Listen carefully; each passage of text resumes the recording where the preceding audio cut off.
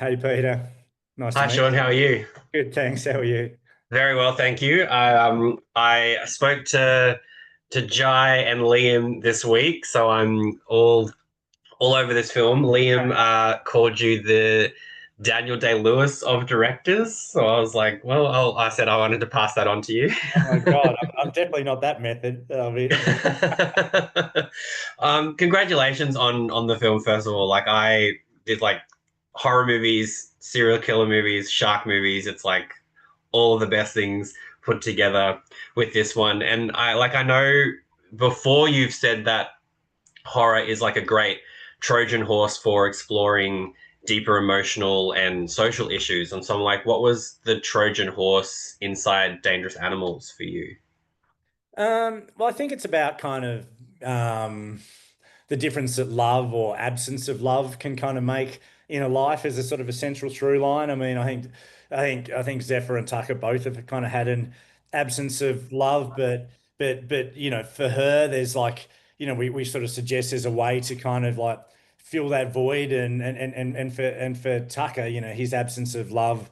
And parental neglect and a warped Mm. socialization kind of drives him off a cliff. I think there's a similar theme to the loved ones in a way, how for the protagonist, your pain can ultimately be your savior. It can give you strength. I mean, I think there's an allegory there about the type of masculinity that we don't really want in society anymore, and like what Tucker's philosophy represents and how that needs to kind of be demolished. That he's doing like what the sharks work underwater, where he's kind of like controlling kind of the population, what he's trying to kind of to do on land, which is pretty toxic. That Mm. and that and that philosophy kind of being squashed. And ultimately, it asks the question, who is the most dangerous animal? I mean, I don't think it's the sharks. A lot of people read it as Tucker being the most dangerous animal, but you could read it that, Zephyr is the most resourceful, dangerous animal. And ultimately, if you watch the film closely, I think the ocean decides the way forward. Yeah. No, yeah, it was funny like talking to Jay. It was like, you take all the killing stuff out of it. You just like he's just like a cringy uncle. And he was like, you just want to have a beer with him. And I was like, well, that's the power of how charming Tucker is. Like, like you can completely understand why people kind of let their guard down a little bit with him. Like even like the beginning of the film, where you're sort of just like, I don't know if I'd want to get into a cage with him, but you're also like, but he makes it seem like it's so much fun. So no, it was really great to sort of have so many things subverted as you're watching it because you sort of expect something to happen and like the film sort of has fun with the audience being like, well, I'm not going to give you that just yet. So it's like it's a real testament to how well you craft tension and comedy at the same time, because I was quite shocked at just how funny this was. So Thanks so much. I mean, yeah, I mean, I think horror can be the comedy can be situational and quite absurd, but it's mm. actually still got to be kind of, rooted in the truth. And so Jai's charisma, I mean, that's how the spider catches the fly. It's sort of, Yeah. even though it's kind of like the dark side of Steve Irwin or something, it's not unlike Ted Bundy to a certain extent, where there can be a mask of charisma to kind of, lower the victim's guard, and kind of, Mm. that's how he kind of catches them. But it doesn't mean you kind of can't have fun with it at the same time, because Yeah. horror is quite theatrical like that. When you think of the villains that kind of stick in your mind, be it Hannibal Lecter or Kathy Bates in Misery or Jack Nicholson in The Shining, Mm. it's a real kind of chance to take center stage. Well, I mean, I also got to look at Robin in The Loved Ones. Like, my God, that was a performance for the ages. Like, I loved that film so much. Thanks so much. Yeah, yeah. I mean, this this conversation would have to go on for 10 hours for me to say everything that I love about Robin McLeavy. She is a director's dream, to the point that I'm really, I usually do quite a few takes, because I just want to make sure that we've nailed it. I'm not normally reasonably hard on actors, but Robin actually had to come up to me and go, I actually wanted to go again then, because it's like, you're always so incredible. You got to tell me if you want another take. She's like, she's pound for pound, she could, she can go toe to toe with anyone in the world. She's incredible. Well, I mean, talking of that, is there like, how much do you share with your cast about, I guess, like the psychological subtext or the thematic ideas, like, or do you sort of let them find it through the physicality of the role?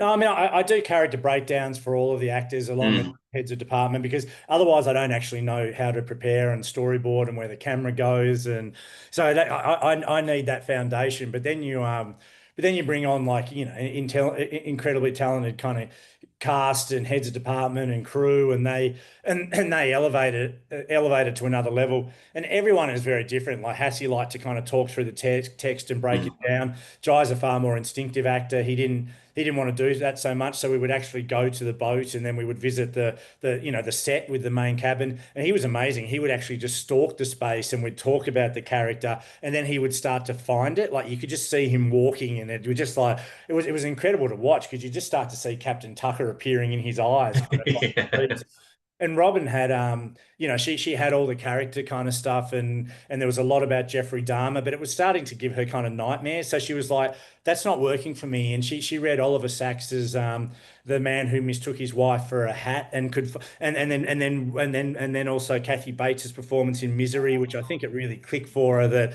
oh, this can be fun but character driven. So like when I'm doing this stuff, it's like some vivid kind of like fever dream, and I can. So she had her own way into it, and Mm. actors offer so many opportunities. It doesn't matter how much preparation you do. There are moments where it's just like got to step back and watch how it actually naturally unfolds. But the great thing about doing all that preparation is the ability to go, well, that's actually better than what I prepared, you know? Yeah, yeah, yeah. No, because it was funny. Like Jai was saying, like, it was one of those performances that he tried not to live in too much. Like, it was like saw it on screen as is, but like when he said cut, he was like, I kind of had to make sure I washed Tucker off. I didn't want to bring him home. And like, with the film, like, it was there. I guess when you're crafting something like Dangerous Animals, is there an image or a moment that comes to you when it starts to form, like when the film starts to form, or is it like a character, a situation, or is it like something way more abstract than we think? No, I mean, I think there was an image the first time that I read the script where, Zephyr kind of faces off with the Great White, and it's felt like the two queens of the ocean coming kind of face to face, and so much like the shark kind of makes a moral decision on the part of the audience that instantly I was like, this is unlike any other shark film. This is now operatic and it's majestic, and that's going to Yeah, be through visually and in the score, and it was the same with Pete Shalaman, who the head of LD, who LD financed the film, and that was the moment for him as well. That was go, this is what's different about this film. This is like, you know what I mean? This is not demonizing the shark. This is yeah, actually it's actually got beautiful moments in it, and so that's what I that's the moment that I fell in love with, along with like Ooby Dooby motherfucker, which I just thought, having grown up on Sylvester Stallone films and Arnold Schwarzenegger films, the opportunity to subvert one of those classic kind of 80s 90s one-liners just felt like yeah. this is the film. It's like it's fun. I think yeah, I think that's sort of that kind of telling just how much fun like you're having with the audience as well. Like you're completely aware of, like this elevated concept and you're just like running with it. Like it really is like kind of all the best bits of, those sort of genres put together. And it's like it continues to show just how good Australians make genre films as well. Like I sort of think people keep forgetting just how good we are at it, and hopefully, we see more and more come through, and hopefully we don't have to wait 10 years between for another Sean Byrne movie, because like I mean wait, absolutely worth it looking at this, but it was kind of like between Loved Ones and Devil's Candy, and then this I was like, oh, we need more Sean Byrne movies. So thank you for Oh, coming back thanks. with this, because it is so much fun. And it's just been so fascinating to sort of hear from everybody about how this was put together. So I'm super stoked for it to go out this weekend, obviously in the States, and then next week here. So congratulations again. Thanks so much, Peter. And I couldn't agree more about Australian genre. I mean, we've got so many great Australian genre filmmakers, but if you want Australian genre to survive, the audience just has to turn up opening weekend. Yeah. Films live and die opening weekend. We don't usually have the marketing budget of like your Mission Impossible or whatever, and so you just got to show up. That's the only way that these things survive.